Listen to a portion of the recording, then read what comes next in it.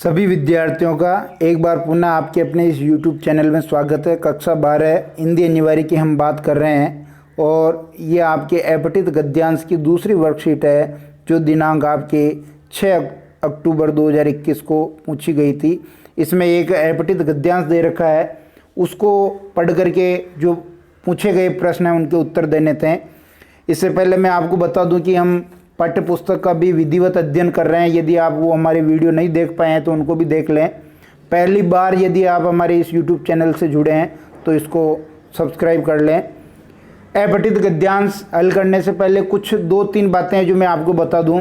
एक तो इस अपठित गद्यांश को करते वक्त जल्दबाजी नहीं करनी है, कम से कम 2 या 3 बार तो इसको अच्छी तरह पढ़ लेना है। कोई ज़रूरी नहीं कि ये आपको समझ में आ जाए पूरी तरह से, क्योंकि है ही ये अपठित। हो सकता है कुछ शब्दों के अर्थ आपको समझ में आए, कुछ के नहीं आए, तो घबराना नहीं है, धैर्यपूर्वक आपको इसको हल करना है। फिर जो प्रश्न पूछे गए हैं उन प्रश्नों के उत्तर गद्यांश में से ढूंढना है और अपनी भाषा में लिखने की कोशिश करनी है। तो देखिए गद्यांश पढ़ लेते हैं। एक बार एक रोमन राजनीतिज्ञ बलवाइयों के हाथों में पड़ गया। बलवाइयों ने उससे व्यंग्यपूर्वक पूछा, अब तेरा किला कहाँ है? उसने हृदय पर हाथ रखकर उत्तर दिया, यहाँ। यानी हृदय पर हाथ रख के उसने क्या कहा? यहाँ।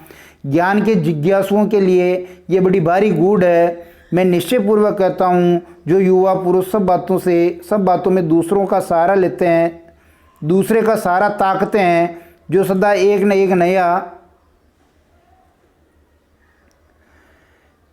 एक नया अगुआ ढूंढा करते हैं और उनके अनुयायी बना करते हैं, वे आत्म संस्कार के कार्य में उन्नति नहीं कर सकते। उन्हें स्वयं विचार करना, अपनी सम्मति आप स्थिर करना, दूसरे की उचित बातों का ध्यान समझते हुए भी उनका अंधभक्त ना होना सीखना चाहिए। तुलसीदास जी को लोक में इतनी सर्वप्रियता और कीर्ति प्राप्त हुई, उनका दीर्घ जीवन इतना महत्वमय और शांतिमय रहा, सब इसी मानसिक स्वतंत्रता, निर्द्वंद्वता और आत्मनिर्भरता के कारण। वहीं उनके समकालीन केशव दास को देखिए, जो जीवन भर विलासी राजाओं के हाथ की कठपुतली बने रहे।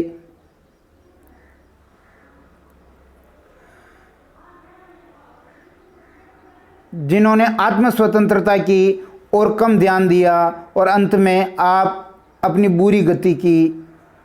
एक इतिहासकार कहता है, प्रत्येक मनुष्य का भाग्य उसके हाथ में है। प्रत्येक मनुष्य अपना जीवन निर्वाह श्रेष्ठ रीति से कर सकता है। यही मैंने किया और यदि अवसर मिले तो यही करूँगा। तो यहाँ ध्यान दीजिए कि पुरुषार्थ यानी जो व्यक्ति आत्मनिर्भर होता है उसकी बात की गई है। यदि हम इसके कठिन शब्दों को देखें तो थोड़े से जो कठिन शब्द आए देखिए। एक तो बलवई ऐसा शब्द आया जो हो सकता है आपको इसका अर्थ नहीं आए, एक बलवई शब्द आया था।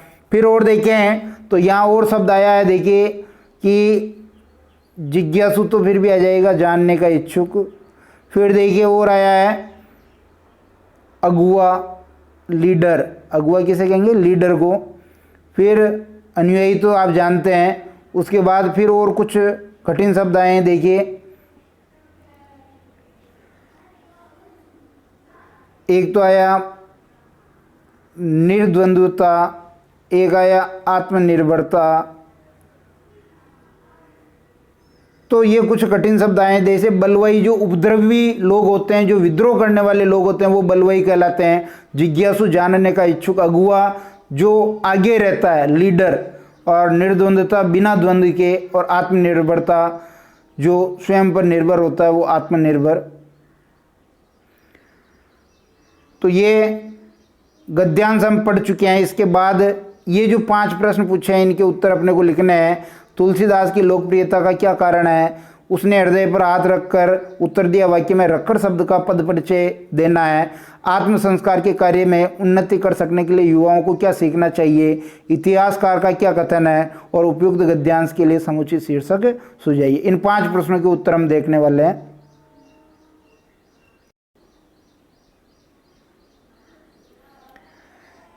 कक्षा 12 हिंदी अनिवार्य अपठित बोध अपठित गद्यांश की दूसरी वर्कशीट है जो दिनांक 6 अक्टूबर 2021 को पूछी है। और ये हमने पूरी तरह इस गद्यांश को पढ़ लिया है और समझने की कोशिश कर ली है, इसलिए मैं इसको पढ़ नहीं रहा हूँ, डायरेक्ट हम इसके उत्तर देखेंगे। पहला जो प्रश्न था उसका उत्तर देखिए। तुलसीदास की लोकप्रियता का क्या कारण है? तो तुलसीदास की लोकप्रियता का कारण उनकी मानसिक स्वतंत्रता, निर्द्वंद्वता और आत्मनिर्भरता है। उत्तर यदि आप गद्यांश में देखना चाहे तो हम इसको गद्यांश में भी देख सकते हैं। देखिए यहाँ आया है, ये बिल्कुल कहाँ आया जो देखिए,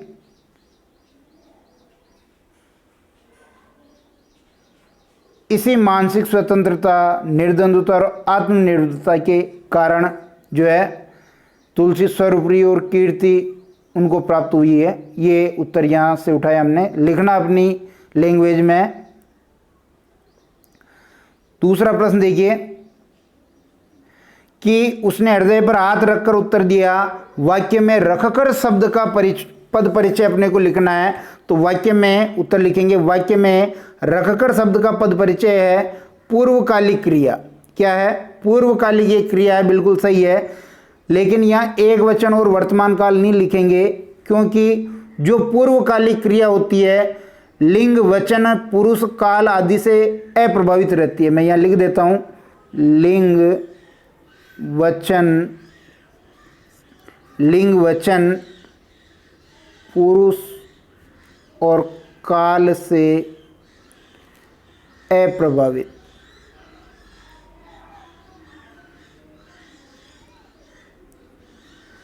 अप्रभावित इससे रहती है। तो यहाँ इसलिए हम क्या करेंगे, पूर्वकालिक क्रिया कर देंगे। यहाँ इसका हम न तो लिंग लिखेंगे, न वचन लिखेंगे, न काल लिखेंगे, और उत्तर दिया गया जो मुख्य क्रिया है उसकी पूर्वकालिक क्रिया है। ये मुख्य क्रिया उत्तर देना है, इसकी पूर्वकालिक क्रिया है। अब आपको ध्यान रखना है कि जो रख कर शब्द है ये दो चीज़ों से बना, रख और कर। जो ये रख है, ये रखना जो है ये मूल धातु है, और जब मूल धातु में कोई कर शब्द लगा दिया जाता है तो पूर्वकालिक क्रिया होती है। जो मुख्य क्रिया होती है उत्तर दिया, इससे पहले की क्रिया पूर्वकालिक क्रिया कहलाती है। ये एक अव्यय के रूप में काम करती है। किसके रूप में काम करती है? अव्यय के रूप में काम करती है, या फिर क्रिया विशेषण के रूप में ये काम करती है। निश्चित रूप से ये आपको समझ में आ गया होगा। से वाला देखिए, तीसरा प्रश्न, आत्म संस्कार के कार्य में उन्नति कर सकने के लिए युवाओं को क्या सीखना चाहिए? उत्तर लिखेंगे, आत्म संस्कार के कार्य में उन्नति कर सकने के लिए युवाओं को स्वयं विचार करना, अपनी सम्मति आप स्थिर करना और दूसरे की उचित बातों का मूल्य समझते हुए भी उनका अंधभक्त ना होना सीखना चाहिए। यानी एक तो खुद विचार करे, एक अपनी बुद्धि पर वो स्थिर रहे, और तीसरी बात दूसरों को समझे लेकिन उनका अंधभक्त न बने। गद्यांश में इसका उत्तर कहाँ आया देखेंगे। ये देखिए, ये गद्यांश में अगर हम इसका उत्तर देखेंगे तो यह आया है,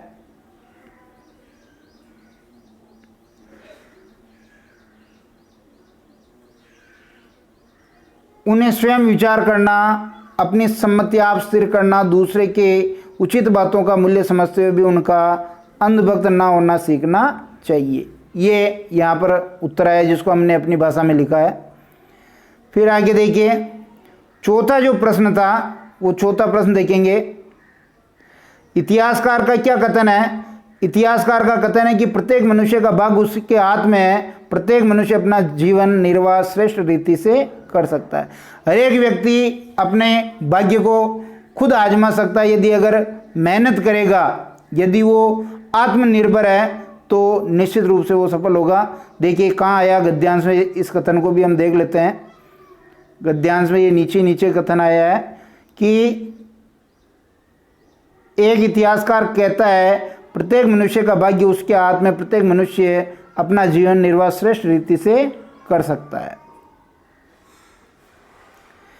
अंतिम प्रश्न देखेंगे कि पांचवा प्रश्न है, ये उपयुक्त गद्यांश के लिए समुचित शीर्षक सुझाइए। तो उपयुक्त गद्यांश का समुचित शीर्षक है आत्मनिर्भरता है। क्या है? आत्मनिर्भरता। जो व्यक्ति आत्मनिर्भर है, जो किसी का अनुयायी नहीं बनना चाहता है, वह अपना अलग वर्चस्व रखना चाहता है, ऐसा आत्मनिर्भर इस गद्यांश का शीर्षक है, आत्मनिर्भरता। निश्चित रूप से ये वीडियो आपको पसंद आया होगा। वीडियो पसंद आता तो लाइक शेयर करना न भूलें। यदि चैनल पर नए जुड़े तो इसको सब्सक्राइब कर लीजिए। धन्यवाद।